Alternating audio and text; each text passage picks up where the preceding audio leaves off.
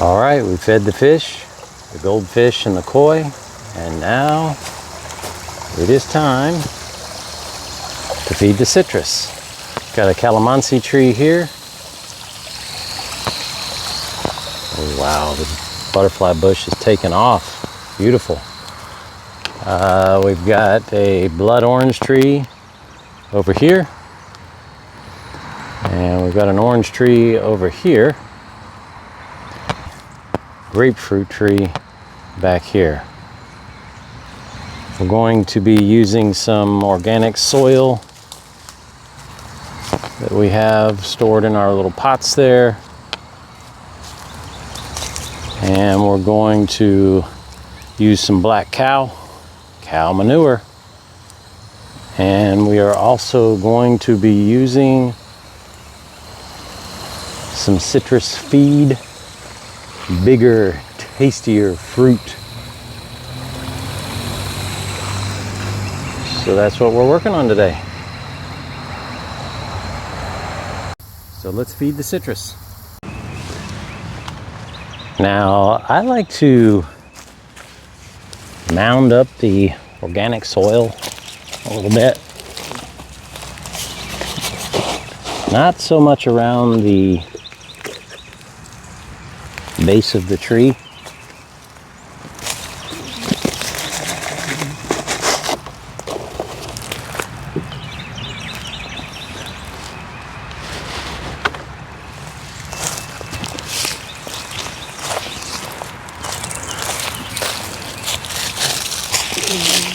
But around the drip line, meaning about where the branches are.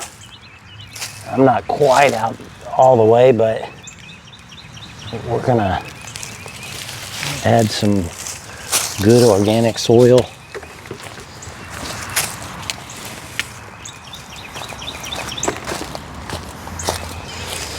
Okay.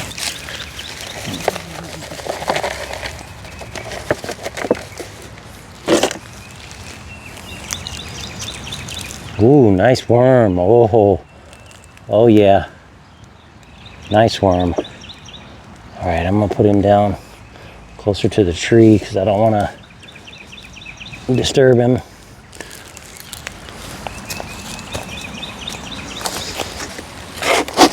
I can hear my koi over there.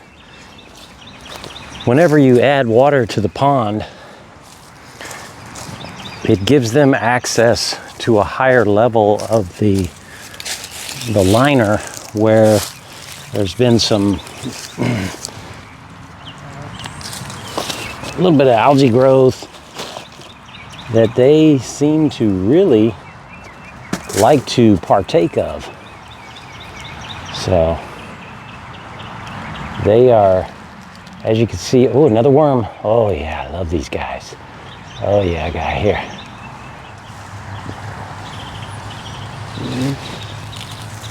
They really go to town on eating that fresh area that they can access all of a sudden.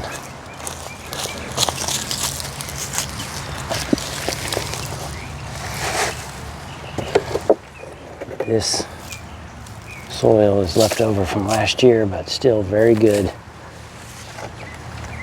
Very, very good.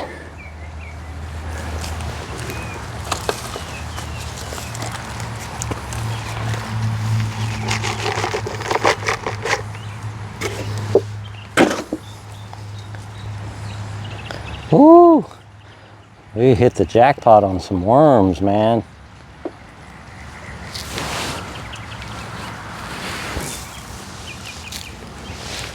Put one more over there.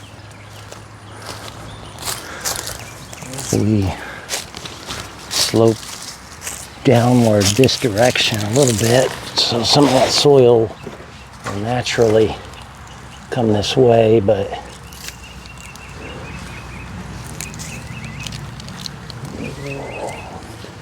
got a bee buzzing around me. Oh man, so many good earthworms. These are fantastic. Nice, I love it. All right, I've already got some black cow out and prepped in my wheelbarrow. And then I'm just gonna take one of my buckets here, get you a bucket full, and then just sprinkle around. The earth knows what to do with it. You don't really have to mix it around. Put a little bit down in here. You don't want to get too much near the base of the trunk. And this thing is going to be eaten for several months on this. All right, got that. Okay, got it here.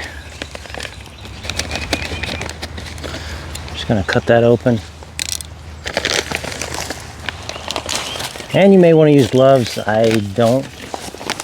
I'll wash up before I start rubbing my eyes and my face.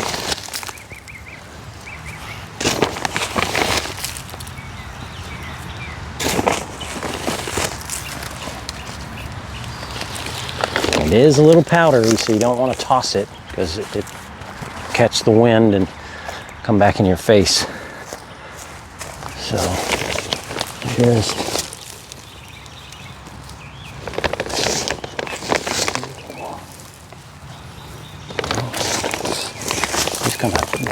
just gonna feed the blood orange tree.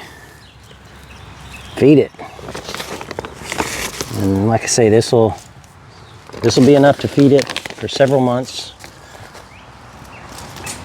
And so come about mid-June, early July, I'll do this again in this direction. I can toss it a little bit just because the wind is died down over here.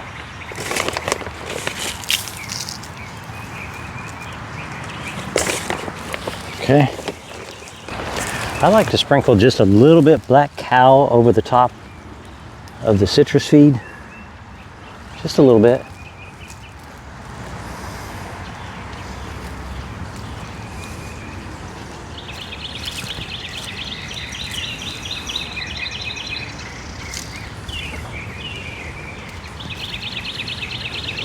A little bit like that.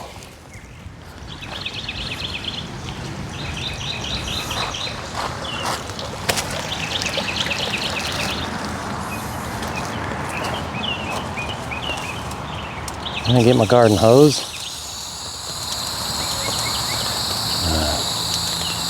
Spray it down. Get it wet. Giving this blood orange tree some food. It's been a long winter. I'm gonna soak this down really well.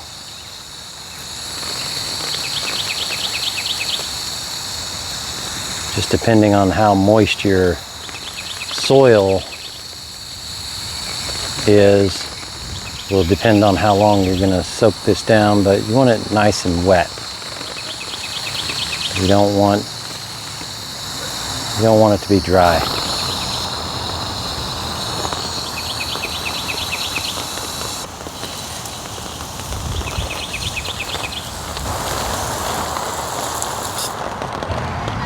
So then now that you have that moistened up, it should look something like that. And you want to cover it back with your mulch. Again, I'm a hands-on kind of guy, but you can use your gloves. We got some mulch, we've got some leaves and sticks, all good, no problem. All right.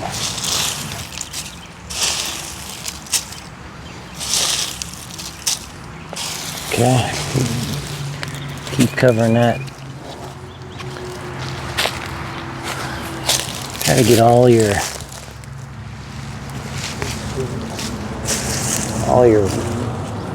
black cow and citrus feed and organic soil get all that covered back up. It'll, watch out for ant piles if you got any.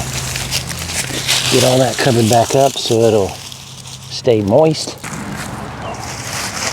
of that mulch and leaves. And that one's ready. All right, now we got the orange tree all prepped. Got the mulch raked back and away. Put some organic soil down.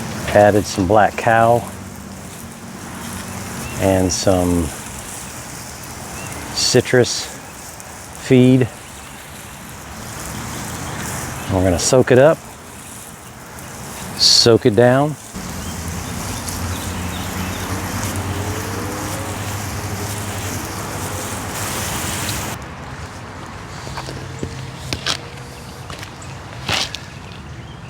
All right, got that good and wet, and same as before, just come back with your mulch. Try to keep the base clear, have you a little moat of sorts, a little trench of sorts around the base. And when we get a good rain, all this feed will get down in there, into the soil.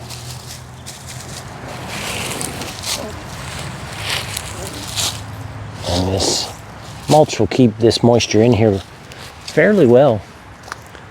The tree helps to shade its feed area, so to speak. That's nice. Got some extra mulch here. Let me just keep some of this for a couple of the other trees. All right, so we've got calamansi done. I'm gonna throw a little mulch over top of that. We're gonna prune this calamansi a little bit. We got the grapefruit fed,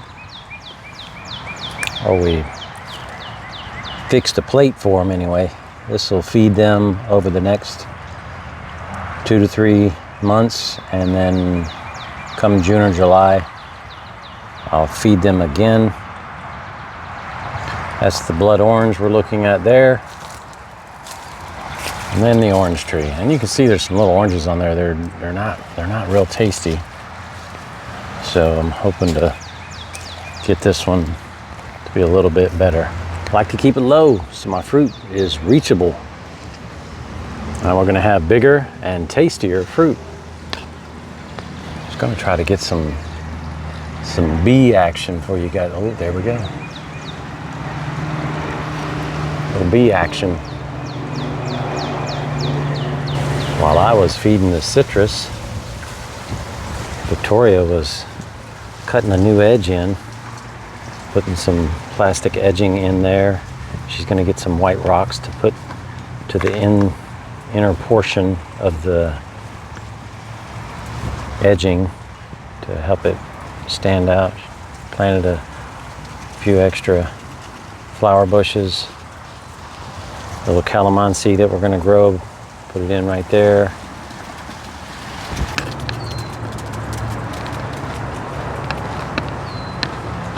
Rosemary, can't kill it. And that's good too, we use it. That is tangerine tree, needs a little bit more pruning. And a Meyer lemon tree here. Just gotta rake all that back, pull some of those weeds out down there, and get some feed on it. Pottsburg Creek.